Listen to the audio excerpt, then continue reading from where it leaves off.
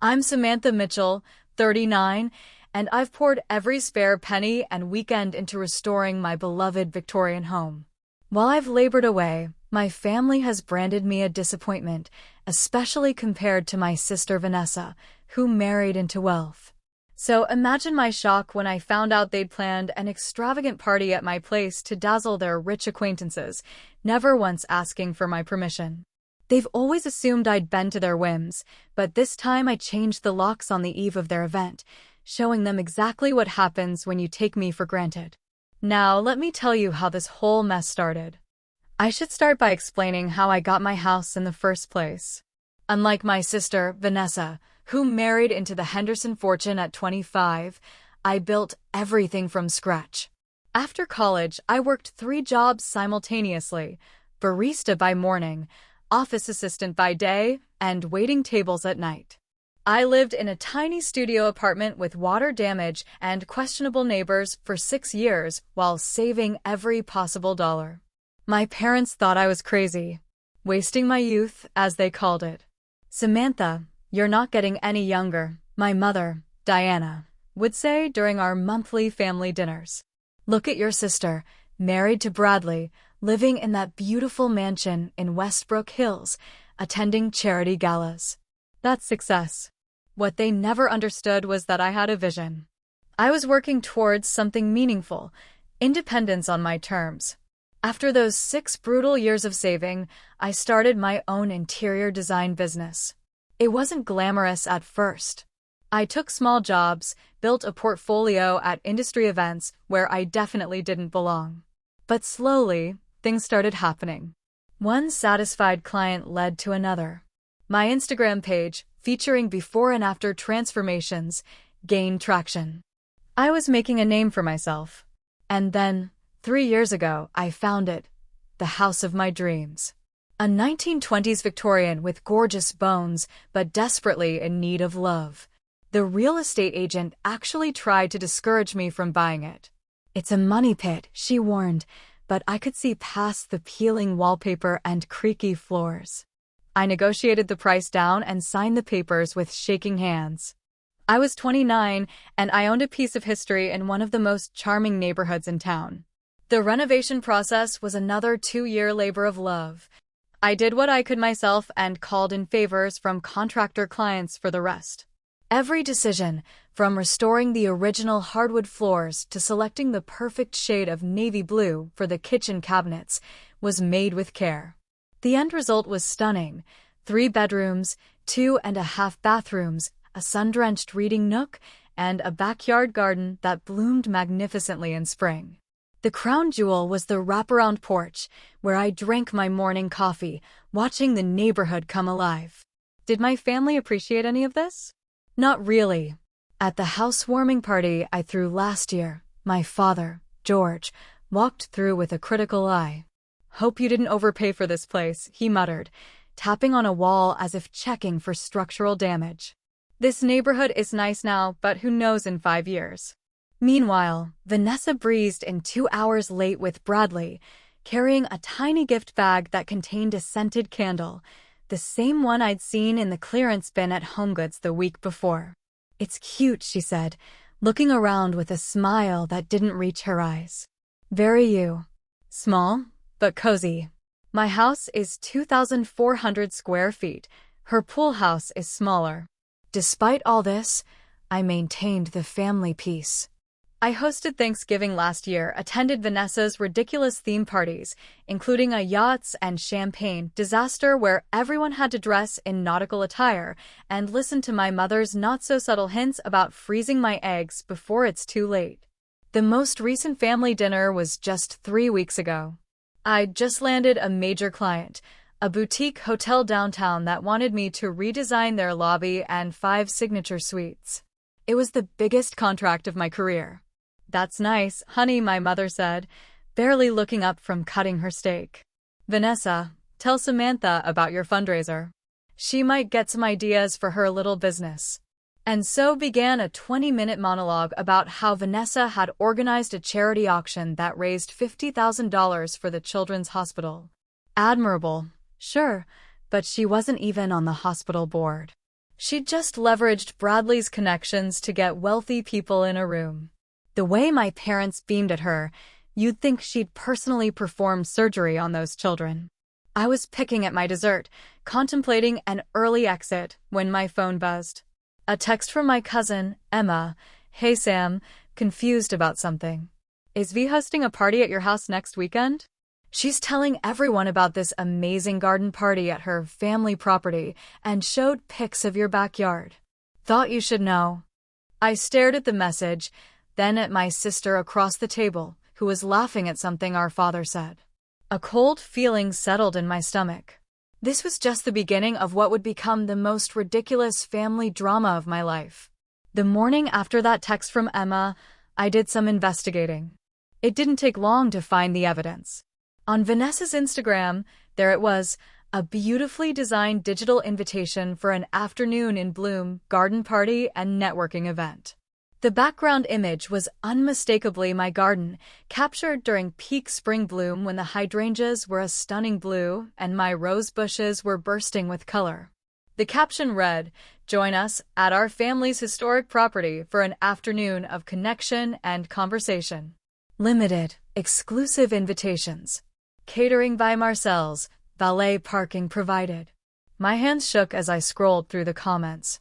People I didn't know discussing how excited they were to finally see the Mitchell family estate, with Vanessa responding with things like, "We've kept it private for years, but it's time to open our doors to the right people. Our family has never owned an estate. My parents live in a perfectly nice but ordinary 4-bedroom suburban house. The only historic property connected to the Mitchell name is my house, which I alone bought and renovated." I called Vanessa immediately. She answered on the 4th ring, sounding irritated that I'd interrupted whatever important thing she was doing at 10 a.m. on a Tuesday. "Vanessa, why is there an invitation circulating with pictures of my house?" I asked, trying to keep my voice level. "Oh, that. I was going to tell you about it," she said casually. "It's this networking event for Bradley's business associates and some potential investors. It's really important, Sam." "At my house? Without asking me? Don't be dramatic. It's just for an afternoon. Mom and Dad thought it was a great idea. We thought you'd be happy to help the family make connections. It's not like you use that big house for entertaining much anyway." I nearly choked. "It doesn't matter if I throw parties or not. It's my house, Vanessa. My property that I paid for. You can't just decide to host events there." "Mom and Dad already gave the okay on your behalf," she replied, as if that settled everything. "They said you're always looking for ways to contribute to the family. They have no authority to give permission for using my house. Look, I have to go. The caterers are calling. They'll be dropping by your place tomorrow to measure the garden space and check the kitchen facilities." "Wait, what? You gave people keys to my house?" "Just a spare set Mom and Dad have. Don't worry, they're professionals. Listen, I really have to go. We can talk at Sunday dinner." She hung up before I could respond. I immediately called my parents, who confirmed everything Vanessa had said. "Samantha, don't be selfish," my mother scolded. "Your sister needs this. The Hendersons are bringing some very important people, and Vanessa wants to impress them. Their house is being painted that week, and you know how construction dust gets everywhere. Then she should postpone her party or find another venue. You can't just volunteer my house." "It's just for one day," my father chimed in. "Besides, it's good for you to be part of family initiatives. You're always so isolated with that design business of yours." I hung up, feeling like I was losing my mind. Had my family always been this entitled, this dismissive of my boundaries? Things got worse when I checked my email and found a message from Elegant Events by Cynthia with a detailed itinerary for the garden party at my address. According to the schedule, not only would the event take place in my garden, but guests would have tours of the ground floor of my home. There was even a note about securing valuables from the main areas, as if I was some kind of hotel staff being instructed to prepare for guests. The final straw came the next day. I had installed a security system with cameras after moving in, mainly for peace of mind living alone. I was at a client meeting when my phone alerted me to movement at my front door. I discreetly checked the app and saw two women and a man in catering uniforms standing on my porch, trying keys in my door. I excused myself from the meeting and called my own house. One of the caterers answered, explaining they were there to check the kitchen specifications for Mrs. Henderson's party. There must be a misunderstanding, I said firmly. I'm the homeowner, and I haven't authorized any party. Please leave my property immediately. They apologized profusely and left, clearly embarrassed. I later learned from a follow-up call that Vanessa had told them it was her family's second home and that my sister who lives there knows all about it. That evening, as I was stress cleaning my kitchen, my phone pinged with a group text between Vanessa and her friend, Lydia, that I'd accidentally been included on. Vanessa, everything set with the caterer? Lydia, small hiccup. They said the homeowner told them to leave. Vanessa, ugh, that's just Sam being difficult. I'll handle her. It's just Sam's house. She won't mind. It's not like she has an important life or anything. Bradley's connections are coming, for God's sake. She should be grateful we are bringing actual successful people to her little project house. I stared at the phone, something inside me finally snapping. Little project house? My beautiful home that I'd poured my heart, soul, and entire savings into? Not an important life? My thriving business that I'd built from nothing? That was the moment I decided, no more, doormat Samantha. It was time to stand up for myself. After reading that text, I sank onto my kitchen floor and cried. Actually cried for the first time in years, not delicate, dignified tears, but ugly, hiccuping sobs that left my eyes puffy and my nose running. I cried for the little girl who was always second best, for the teenager whose achievements were footnotes at family gatherings, for the adult who still sought approval from people who would never give it. When the tears finally stopped, I felt hollow but somehow clearer. I pulled out a bottle of wine, poured a generous glass, and called the one person who had always seen me clearly, my best friend, Olivia. They did what? Olivia exclaimed after I explained the situation. Sam, that's not just rude, that's literally trespassing. They can't just use your house without permission. Apparently, in Mitchell family logic, they can, I replied, taking a long sip of wine. I've always been family property, so why not my house, too? This isn't about a borrowed sweater or using your Netflix account, Olivia said. This is your home, your safe space, the thing you worked for years to afford, and they're just commandeering it. Hearing someone else articulate the violation made it more real somehow. This wasn't me being oversensitive. This was genuinely outrageous behavior. I don't even know what to do, I admitted. If I just say no again, they'll keep pressuring me. Or worse, they might just show up with guests anyway since they have keys. First of all, you need to talk to Marcus, Olivia said firmly. Marcus Wilson was our mutual friend from college who had become a successful property lawyer. Know your legal rights here. And second, you're staying at my place tonight. Guest room is already made up. I protested weakly, but Olivia was insistent. An hour later, I was sitting in her comfortable living room with a fresh glass of wine and Marcus on speakerphone. Let me get this straight, Marcus said after I'd explained everything. Your sister, without your knowledge or consent, planned a large event at your property, gave out keys to vendors, and is bringing dozens of strangers into your home? And when confronted, your family basically told you to deal with it. That about sums it up, I said. Sam, legally speaking, this is cut and dry. It's your property. You have absolutely no obligation to allow this. In fact, you could report anyone who enters without permission for trespassing. I don't want to call the cops on my family, I sighed. Understandable, Marcus replied. But you should know that you're completely within your rights to take action to secure your property.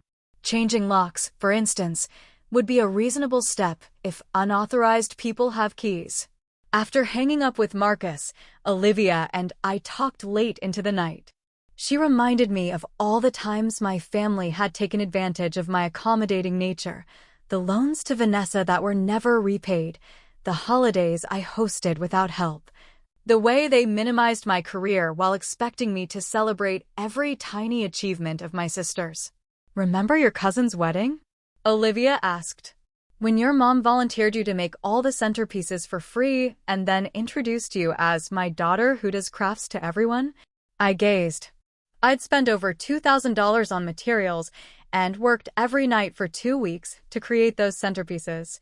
Or the time your dad needed a new office designed for his insurance business, and you did it at cost, but he still complained about the invoice. "They've always been like this," I admitted. "I just keep hoping that if I do enough, they'll finally see me." Olivia took my hands. "Sam, they won't. Not unless you make them. People don't change when everything's working great for them. And right now, having you as the family doormat is working great for them." That night, sleeping in Olivia's guest room, I had a dream about my house. In the dream, I returned home to find it filled with strangers in fancy clothes, all of them touching my things, sitting on my furniture, criticizing my decor. I tried to tell them to leave, but no sound came out. I was invisible in my own home. I woke up with a racing heart and a decision made. The next morning, I called a locksmith and my security company. Then I texted Olivia, "Can I stay with you for about 10 days? I have a plan." Her response was immediate. "Guest room is yours for as long as you need." "What are we doing?" I smiled at the we. Unlike my blood relatives, Olivia had always been in my corner. "We're teaching my family a lesson about respect and boundaries," I replied. "And I might need help moving some things." Throughout that day, between client appointments, I made several crucial calls. First, to Raphael, the top-rated locksmith in town who could change all my locks and upgrade to a smart security system within 2 days, then to a storage company to rent a secure unit. Finally, to my assistant, Becky, explaining that I'd be working remotely for the next week or so due to a family situation. That evening, as I packed an overnight bag at my house, my phone rang. It was Vanessa. "Sam, the event planner says you're being difficult. Why would you tell the caterers to leave? This is really unprofessional." I took a deep breath. "Vanessa, I'm going to say this one more time. I did not agree to host your party. I will not be hosting your party. You need to find another venue. But all the invitations are sent. People from Bradley's firm are coming, including the partners. The Hendersons will be there. Do you know how hard it was to get them to commit to a date?" "Not my problem," I said, surprising myself with how calm I sounded. "You should have asked me before sending invitations with my address on them." "Mom and Dad are furious with you," she threatened. "They said you've always been selfish, but this takes the cake." That familiar stab of guilt hit me, but this time, I pushed through it. "Goodbye, Vanessa. Good luck with your party. I suggest the country club. They have lovely gardens." I hung up and blocked her number. Then I blocked my parents' numbers too, at least temporarily. I knew once I started executing my plan, the calls would be relentless. As I looked around at my beautiful home, the custom bookshelves I'd installed myself, the vintage chandelier I'd restored, the perfect shade of sage green I'd tested 15 samples to find, I felt a fierce surge of protectiveness. This wasn't just a house. It was physical proof of everything I'd accomplished on my own, despite my family's lack of faith in me. No one was going to take it from me, even for a day. Not without consequences. The morning after my decision, I woke up early and started methodically documenting everything in my house. I took detailed photos of each room, opened drawers to inventory their contents, and made special note of valuable or irreplaceable items. It wasn't that I thought my family would steal from me, exactly, but I didn't trust the strangers they planned to invite into my home. By noon, Olivia arrived with coffee and reinforcements, our friends Natalie and Lauren, who'd volunteered to help with Operation Boundary. "Okay, what's the plan, General?" Natalie asked, saluting me with her coffee cup. I laid it out for them. "First, we pack up all valuables, sentimental items, and anything I'd be devastated to lose. Those go to storage. Second, Raphael the locksmith is coming tomorrow to change every lock and install a new security system that I can monitor remotely. Third, I temporarily moved to Olivia's guest house until after the planned party date. And then, Lauren asked. I smiled. Then I watched the chaos unfold when they show up to host a fancy garden party at a house they can't enter. We spent the entire day carefully packing my grandmother's china, my collection of first edition design books, the artwork I'd accumulated over the years, and my jewelry. I removed family photos, important documents, and even my favorite clothes. By evening, my SUV and Olivia's car were packed to the brim with boxes headed for the storage unit I'd rented. What about furniture? Natalie asked as we collapsed on my couch with pizza. Too much work to move.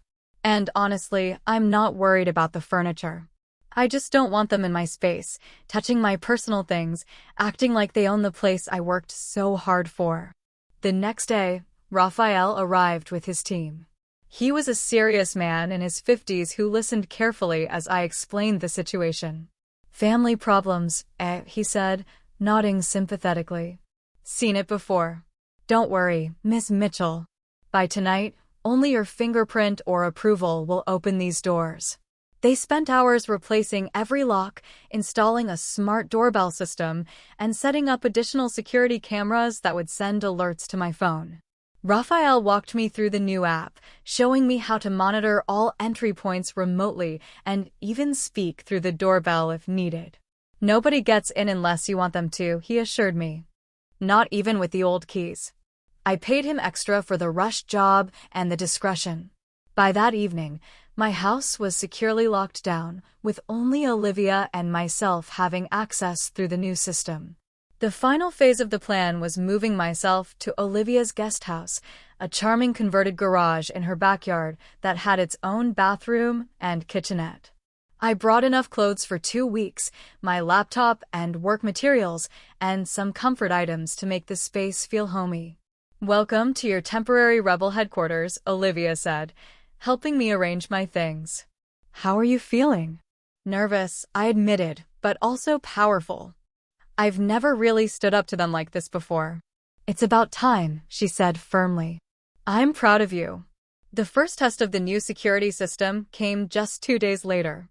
My phone alerted me to motion at my front door, and I opened the app to see a woman in a crisp blazer trying my doorbell, the event planner, presumably. I watched as she frowned, checked an address on her phone, and tried again. After a few minutes, she made a call, looking increasingly frustrated.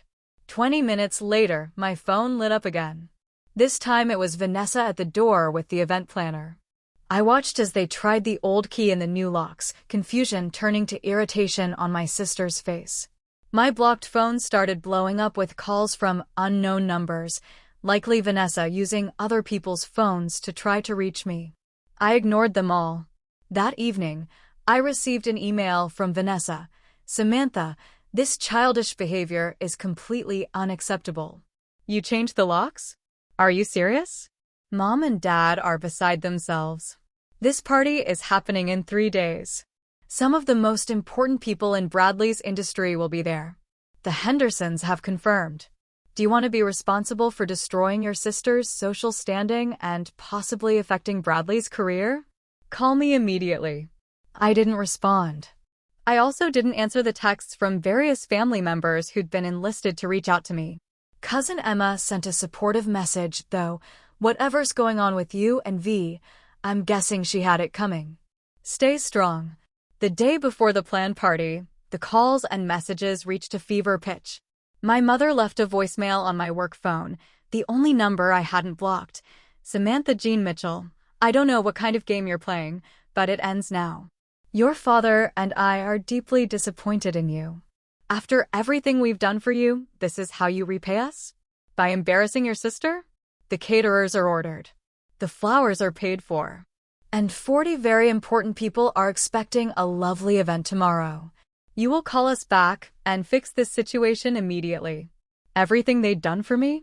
Like what? Criticize my choices? Minimize my achievements? Use me when it was convenient? I deleted the message. That night, Olivia, Natalie, Lauren, and I had wine in the guest house and monitored my security app together, watching as various vendors showed up at my house throughout the evening, presumably for final preparations, only to leave confused when no one answered. "Tomorrow's going to be epic," Lauren said, refilling my glass. "Are you ready?" I took a deep breath. "I think so." Part of me feels terrible, but another part is enjoying standing up for yourself for once? Olivia suggested. I nodded. Exactly. Then cheers to that, Natalie said, raising her glass. To boundaries and self-respect. We clinked glasses, and I tried to ignore the nervous butterflies in my stomach. Tomorrow would either be a turning point in my family relationships or the beginning of an even bigger rift. Either way, there was no going back now. The morning of Vanessa's planned garden party dawned sunny and perfect, ironically, ideal weather for an outdoor event. I woke up early, feeling a strange mix of anxiety and anticipation. Olivia brought coffee to the guest house, and we settled in front of my laptop, where I had the security app open, monitoring all camera feeds for my property. "Anything yet?" she asked, handing me a steaming mug. "Nothing, but the invitation said 2 p.m., so we have time." We didn't have to wait long. At 9:17 a.m., the first vehicle pulled up, a catering van. Two men in white uniforms approached my front door with trays of what looked like pre-made hors d'oeuvres. They rang the doorbell, waited, rang again, then made a phone call. After a brief conversation, they returned to their van, looking confused but remained parked on the street. "And so it begins," Olivia said. By 10 a.m., the street in front of my house had become a staging area for the party suppliers. A flower delivery truck arrived with elaborate arrangements. A rental company dropped off tables and chairs. A lighting specialist showed up to string what looked like thousands of fairy lights through my garden trees. All of them attempted entry, all of them made calls, and all of them ended up waiting in a growing crowd on my sidewalk. At 10:32 a.m., Vanessa's silver Mercedes screeched to a halt in front of the house. She emerged, looking immaculate as always in a pale blue sundress, but her face was tight with stress. Our parents' car pulled up right behind hers. "Here comes the cavalry," I murmured, turning up the volume on the doorbell camera. Vanessa marched up to my door and pressed the doorbell repeatedly. When that yielded no response, she tried her key again, jiggling the handle aggressively. "Samantha," she shouted at the door. "Open up right now. This isn't funny anymore." My mother hurried up behind her, my father trailing with a thunderous expression. "I told you she was being difficult," Vanessa said to them. "She changed the locks." "Who does that?" "Someone whose house was being invaded without permission," I whispered to Olivia, who squeezed my shoulder supportively. My father stepped forward and pounded on the door. "Samantha, we know you're in there. Open this door immediately." The event planner approached them cautiously. "Mrs. Henderson, I'm so sorry, but we really need to start setting up. The guests will arrive in just a few hours, and we haven't even accessed the space yet." Vanessa turned to her with a strange smile. "Just a small family misunderstanding. Give us a moment." The woman retreated, and Vanessa pulled out her phone. A second later, my phone lit up with her call. After all the ignoring and blocking, I decided it was finally time to answer. "Hello, Vanessa," I said calmly. "Sam, where are you? Why aren't you opening the door? There are a dozen people outside your house right now." "I'm not home," I replied. "And I won't be home today." "What do you mean you're not home? Where are you?" "The party starts in 4 hours. I told you multiple times that I did not give permission for this party. You ignored me, so I made other plans." I could hear my mother in the background demanding that Vanessa put me on speakerphone. A moment later, I heard my mother's voice clearly. "Samantha Jean Mitchell, you come home this instant and open this door." "Do you have any idea how embarrassing this is?" "Actually, Mom, I do. It must be really embarrassing to tell people you can host a party at a house that isn't yours, only to discover you can't get in. Almost as embarrassing as having your achievements constantly minimized by your own family." "Is that what this is about?" My father's voice boomed. Some perceived slight? You're throwing a tantrum because you don't get enough attention.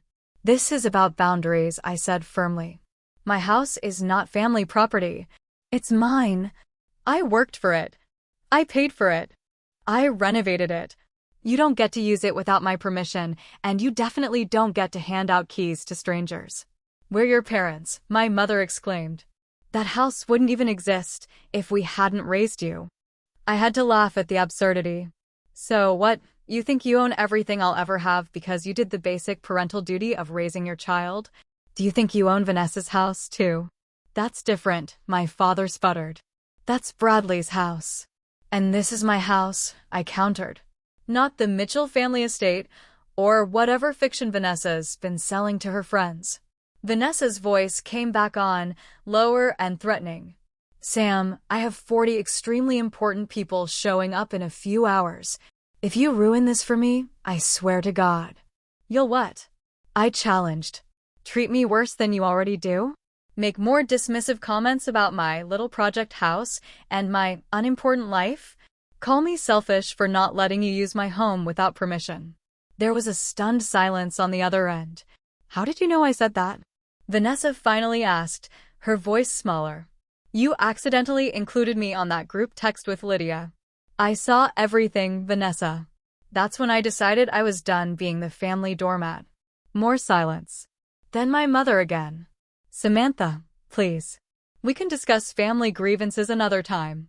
Right now, we need you to come home and open the door. People are waiting. Those aren't my people, and this isn't my party. I said no repeatedly, and you all ignored me. Now you can deal with the consequences. We'll call a locksmith, my father threatened. Go ahead, I replied. It's a brand new security system. They won't compromise it without proof of ownership, which only I have. And if anyone tries to break in, the police will be automatically notified. You'd call the police on your own family? My mother gasped. I wouldn't have to. The system would do it automatically. But this can all be avoided if you simply respect my no and find another venue. In 4 hours? Vanessa shrieked. That's impossible. Not my problem, I said, surprised by how steady my voice remained. You created this situation by planning an event at a location you don't control. Now you get to solve it. I ended the call, feeling shaky but resolute.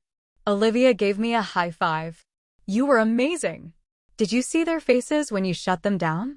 We continued watching the security feeds as my family huddled in a tense discussion on my porch.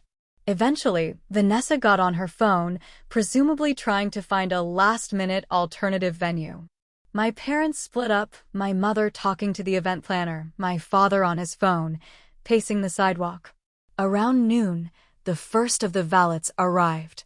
By 1 p.m., early guests started appearing, men in summer suits and women in elegant dresses, looking confused at the commotion on the sidewalk instead of a sophisticated garden party. The real drama peaked at 1:40 p.m. when a sleek black SUV pulled up and an older couple emerged, the Hendersons, Bradley's parents. Based on photos I'd seen, they approached the chaos with visible confusion. Even from the security camera, I could see Vanessa's expression of pure panic as she hurried to intercept them, Bradley appearing from somewhere to join her. There was an intense conversation, with Vanessa gesticulating frantically and Mrs. Henderson's face growing increasingly disapproving. More guests arrived to the same scene. No party, just a locked house and a frazzled hostess. Some left immediately, others stood around awkwardly. I watched as Vanessa's carefully curated social event disintegrated in real time. At 2:30 p.m., most of the guests had left.